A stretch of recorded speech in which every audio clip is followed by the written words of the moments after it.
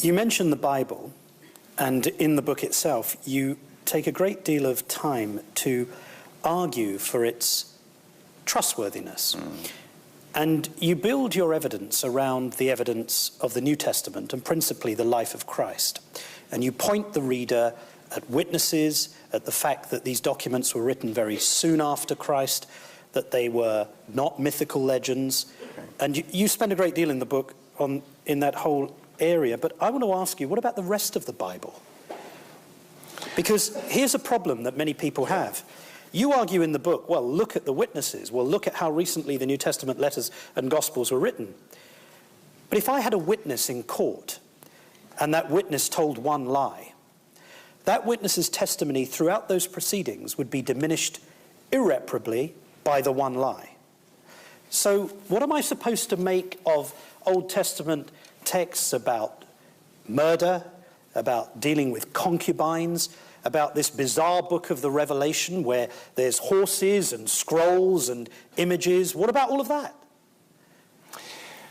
What about those parts of the Bible? The Gospels are the most accessible thing, and they're the most crucial thing to look at. The reason I talk about the Gospels is because you've really got a lot of evidence that the Gospels reliably convey to us Jesus' life and words. And if you decide, this actually is a very similar line of reasoning from me that I just gave you.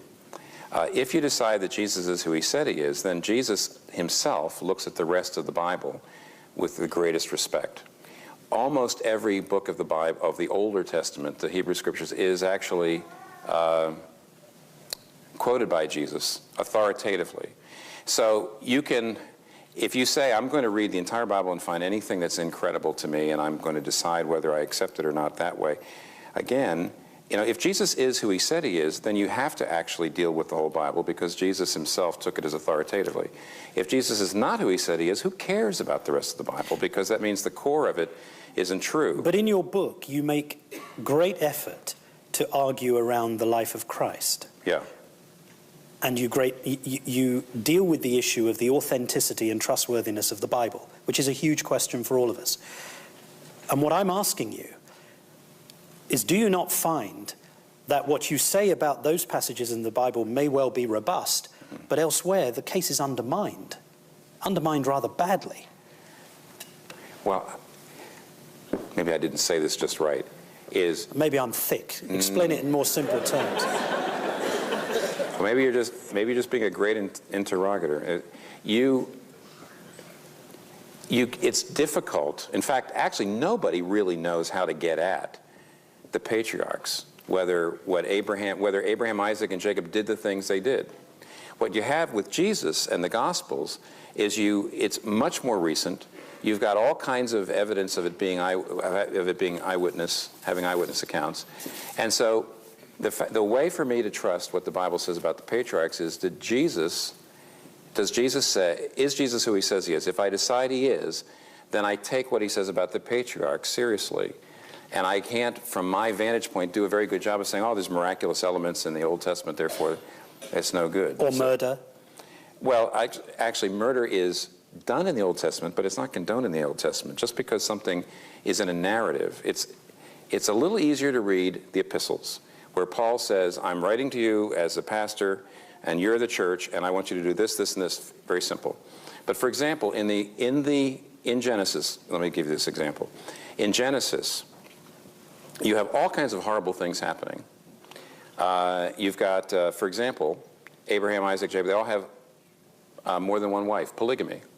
So many people read the book of Genesis and they say, this is ridiculous. Look at all these contradictions. Here in the Old Testament, it condones polygamy. Robert Alter, who's a great biblical scholar, a Hebrew narrative scholar at Berkeley, I believe. Robert Alter says, anybody who reads the book of Genesis sees all the heroes having multiple wives and thinks, anybody who reads that and thinks that that's condoning polygamy has not learned how to read narrative. Every single person with multiple wives is having an absolutely miserable time. Just read it.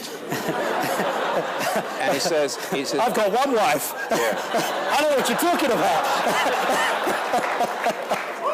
He also says, if you also read it, you have Abel is the good guy rather than Cain, Isaac rather than Ishmael, Jacob ends up being chosen over Esau, and what you actually have is the law of primogeniture, which is the oldest son gets everything, and the law of polygamy, which is men can take all the wives they want.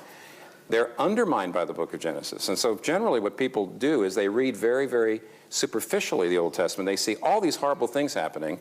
They say, this is a crock. And the answer is they haven't really learned how to read it.